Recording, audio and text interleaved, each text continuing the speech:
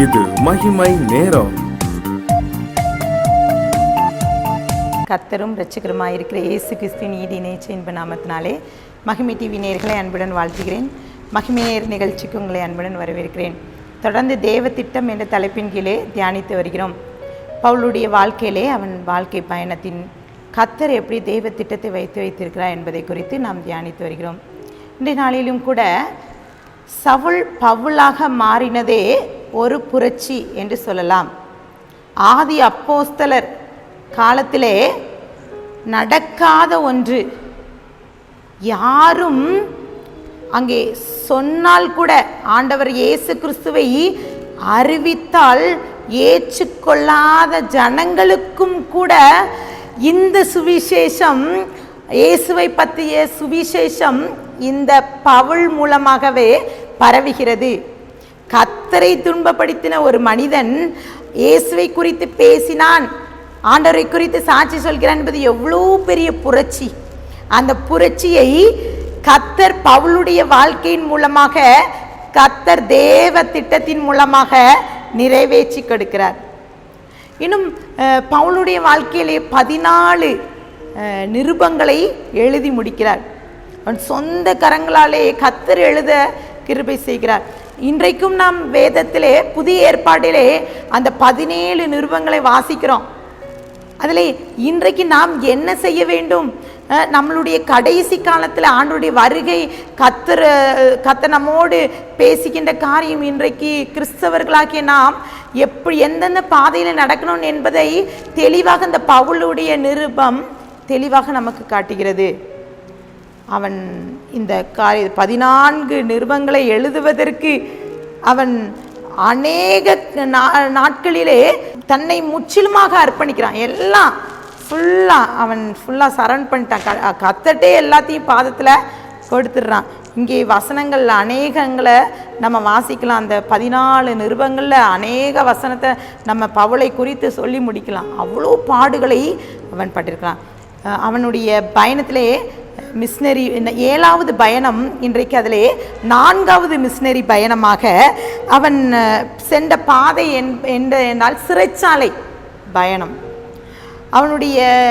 அவனை சிறையில் அடைப்பதற்காக அவனை சுற்றிலும் அவனுடைய செயல்கள், கர்த்தரை குறித்து அவன் சொன்ன காரியங்களின் நிமித்தம் அவனுக்கு வந்த பிரச்சனைகள், எப்படி அவன் சிறைச்சாலைக்கு செல்ல போகிறான் என்பதை குறித்து அகபு என்ற ஒரு தீர்க்கதரிசி மூலமாக கர்த்தர் வெளிப்படுத்துகிறார். இதை கேட்ட பவுல் சொன்ன காரியம் என்னன்னா, அதற்கு பவுல், எருசலேமில் நான் கர்த்தராகிய இயேசு கிறிஸ்துவின் நாமத்திற்காக கட்டப்படுவதற்கு மாத்திரமல்ல மரிப்பதற்கும் ஆயத்தமாய் இருக்கிறேன் என்றார். அப்போ அந்த தீர்க்கதரிசி சொன்னதுக்கு பவுல் சொன்னா மரிக்கிறதுக்கு கூட ரெடி. அப்படிப்பட்ட சிச்சுவேஷனில் பவுல் ஆயத்தமாகி கொண்டிருக்கிறான். இப்போ அவன் சொன்னது போல் அப்போஸ்தலர் 21:28 நடக்குது. அங்கே அகபு சொன்னது போலே நடந்த ஒரு காரியம் என்னன்னா, சிறைச்சாலையிலே அவன் அடைக்கிறாங்க. வீட்டு காவலிலே அவன் கொண்டு போய் வைக்கிறாங்க. அந்த சிறைச்சாலையிலே அங்கே அவனுடைய 4வது மிஷினரி பயணம் தொடர்கிறது. சிறைச்சாலையில் இருக்கிற அத்தனை பேருக்கும் ஆண்டவரை குறித்து சொல்கிறான். இன்னும் சிறைச்சாலை அதிகாரிகள், அங்கே இருக்கிற அந்த கைதியாக இருக்கிற அத்தனை பேருக்கும் அவன் சொல்லிவிட்டு சிறைச்சாலை நிருபம் என்று 4 நிருபம் அங்கே அவன் எழுதுகிறான். அதுதான் எபேசியர், பிலிப்பியர், கொலேசியர், பிலமோன். இந்த 4 நிருபத்தை சிறைச்சாலையில் இருந்தே எழுதுகிறான். நம்மெல்லாம் அநேக நேரங்களில் வாசிச்சிருப்போம்ல. பிலிப்பியர், அதில் ஒரு வசனம் அநேகர் சொல்வது உண்டு. பிலிப்பியர் 4:4 கர்த்தருக்குள் எப்பொழுதும் சந்தோஷமாக இருங்க, மறுபடியுமா சொல்கிறேன். அந்த வார்த்தை எங்கிருந்து பவுல் எழுதுகிறார்னா, சிறைச்சாலை அனுபவத்திலிருந்து எழுதுகிறான். ஒருவேளை நீங்களும் நானும் இப்படிப்பட்ட அனுபவத்தில் இருக்கும்போது சந்தோஷமாக இருக்க முடியுமா? இங்கே பவுல் அவன் எங்கு போனாலும் அவன் மனம் ரம்யமாக இருக்க கற்றுக்கொள்கிறான். 1 கொரிந்தியர் 4:11, 12, 13 இந்நேரம் வரைக்கும் பசி உள்ளவர்களும் தாகம் உள்ளவர்களும் நிர்வாணிகளும் குட்டுண்டவர்களும் தங்க இடமில்லாதவர்களுமாய் இருக்கிறோம். எங்கள் கைகளினாலே வேலை செய்து பாடுபடுகிறோம், வையப்பட்டு ஆசீர்வதிக்கப்படுகிறோம், துன்பப்பட்டு சகிக்கிறோம், தூஷிக்கப்பட்டு வேண்டிக் கொள்கிறோம். இந்நாள் வரைக்கும் உலகத்தின் குப்பை போல எல்லாரும் துடைத்து போடுகிற அழுக்கை போலானோம் என்று சொல்கிறான். அவனுடைய சொந்த அனுபவம். அப்படிப்பட்ட நிலைமையில தான் இந்த 14 நிருபங்களை பவுல் எழுதுகிறான். பிலிப்பியர் 4:11-12 என் குறைச்சல்களினால் நான் இப்படி சொல்லுகிறதில்லை, ஏனென்றால் நான் எந்த நிலைமையிலும் ரம்மியமாயிருக்க கற்றுக்கொண்டேன். தாழ்ந்திருக்கவும் எனக்கு தெரியும், வாழ்ந்திருக்கவும் எனக்கு தெரியும். எவ்விடத்திலும் எல்லாவற்றிலும் திருப்தியாயிருக்கவும் பட்டினியாயிருக்கவும் பரிபூர்ணமடையும் குறைவுபடவும் போதிக்கப்பட்டேன். பாருங்க, அநேக பாடுகள். பழைய ஏற்பாடுல நம்ம பாடுகள் என்ற உடனே நம்ம யோபுவை குறித்து சொல்வோம். ஆனா அவனுக்கு ஈக்குவலா எல்லா பாடுகளையும், உலகத்துல என்னென்ன உபத்திரவம் பட முடியுமோ அத்தனை உபத்திரவங்கள், அத்தனை பாடுகள், அத்தனை காரியங்களை பட்டு அவன் தன்னுடைய சொந்த அனுபவமாக எழுதுகிறான். இன்னும் பிலேமோன் எழுதின நிருபத்திலே அவன் கொலோசியர் சபைக்கு அவனுடைய அந்த கொலோசியர் சபையில் இருக்கிற மூப்பரானிய பிலேமோனுக்கு தான் அங்கே எழுதுகிறார். அங்கே அந்த நிருபத்தை எழுதி 4வது மிஷனரி பயணத்தை முடிக்கிறார்.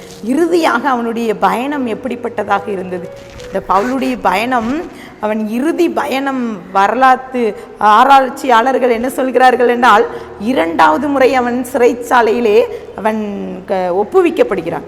அவன் தப்புவித்து சென்று அந்த வீட்டு காவலிலிருந்து வெளியேறி அவன் சபை வரலாற்றில் குறிப்பிடப்பட்டு இருக்கிறது, ஸ்பானியா என்ற ஒரு தேசத்துக்கு சென்று நீரோ என்ற மன்னன் அங்கே அரசாளுகிறான். அந்த ராயன் ரோமாபுரியை ஆட்சி செய்கிறான். அந்த ரோமாபுரியில் இருக்கிற அந்த பகுதியை அழிச்சிட்டு புதுப்பிக்கணும்னு தான் அந்த மன்னருடைய ஆசை. அதனால ரோமாபுரியை அழிச்சிட்டு அந்த பலியை எல்லாம் கிறிஸ்தவர்கள் மீது செலுத்தி, அங்கே ஊழியம் செய்த பவுல் மீது செலுத்தி அவனை 2வது முறையாக சிறைச்சாலையில் அடைக்க. இம்முறை அந்த சிறைச்சாலை எப்படிப்பட்ட சிறைச்சாலையா? அவன் பூமிக்கு அடியில் அங்கே கற்களால் கெட்டப்பட்ட ஒரு சிறைச்சாலையில் இருக்காங்க. இருளுக்குள்ளே இருக்கிறான் பவுல். இருள் இருந்தது, அங்கே வெளிச்சம் இல்லை. அது மட்டும் இல்லை, குளிர். அங்கே வேற அவன் கூட இருந்தது எலிகள் மாத்திரமேன்னு சொல்லி அங்கே அந்த வரலாற்று குறிப்பிலே குறிப்பிடப்பட்டிருக்கு. அப்போ அந்த பவுல் அவ்வளோ பாடுபட்டு அங்கே ஒரு 3 நிருபத்தை எழுதுகிறார். 1 தீமோத்தேயு, 2 தீமோத்தேயு, தீத்து. இந்த 3 நிருபத்தையும் பவுல் அந்த இந்த சிறைச்சாலை வாழ்க்கையிலே பூமிக்கு அடியிலே போடப்பட்ட அந்த சிறைச்சாலை இருளுக்குள்ளாக அவன் எப்போது வெளிச்சம் வருமோ அப்போது இருந்து அவன் எழுதின நிருபம் தான் இந்த 3 நிருபம். எத்தனை பேர் இந்த பவுலுடைய வாழ்க்கை காரியத்திலே கத்தர் செய்த தேவ திட்டம், அவனுடைய கத்தர் வழிநடத்த அவன் மூலமாக அநேக வார்த்தைகளை கொண்டு அநேகர் இயேசுவை குறித்த சாட்சிகளை எத்தனை பேர் கேட்டு அத்தனை பேர்களுக்கும் அவன் ஒரு முன்மாதிரியாக இருக்கிறான். இன்றைக்கும் கூட இந்த வார்த்தையை கேட்டுக்கொண்டு இருக்கிற நமக்கும் கூட கர்த்தர் இந்த பவுல் மூலமாக அநேக காரியங்களை இந்த வேதத்தின் மூலமாக நமக்கு கற்றுத்தருகிறார். எத்தனை பேர் வேதத்தை வாசிக்கிறோம்? எத்தனை பேர் பவுலுடைய சாட்சியை கேட்குறோம்? பவுலுடைய அவன் எழுதின அந்த நிருபத்தின் மூலமாக அநேக காரியங்களை பெறுகிறோம். இறுதியாக ஒரே ஒரு காரியத்தை சொல்லி முடிக்கிறான். 2 தீமோத்தேயுல 4:7 நல்ல போராட்டத்தை போராடினேன், ஓட்டத்தை முடித்தேன், விசுவாசத்தை காத்து கொண்டேன், இது முதல் நீதியின் கிரீடம் எனக்காக வைக்கப்பட்டிருக்கிறதுன்னு சொல்லி பவுல் சொல்லி முடிக்கிறார். 2 தீமோத்தேயு 4:17 சிங்கத்தின் வாயிலென்று நான் ரட்சிக்கப்பட்டேன் என்று சொல்லி முடிக்கிறார். கர்த்தருடைய ஊழியத்துக்காக ஆண்டவருக்காக தன்னே அர்ப்பணித்த பவுலை குறித்து நாம் இந்த 7 நாட்களாக தியானித்தோம். கர்த்தருடைய சமூகத்திலே நம்மை தாழ்த்துவோம். அன்பின் பரலோக தகப்பனை மெய் ஸ்தோத்திரிக்கிறேன். எங்களுடைய வாழ்க்கையிலும் கூட நீங்கள் தேவ திட்டத்தை வைத்திருக்கீங்கப்பா. எங்களுடைய வாழ்க்கையில் என்னென்ன காரியங்கள் நாங்கள் செய்யணும்னு சொல்லி நீங்கள் பவுலுக்கு போதித்தது போல் எங்களுக்கு போதிங்க.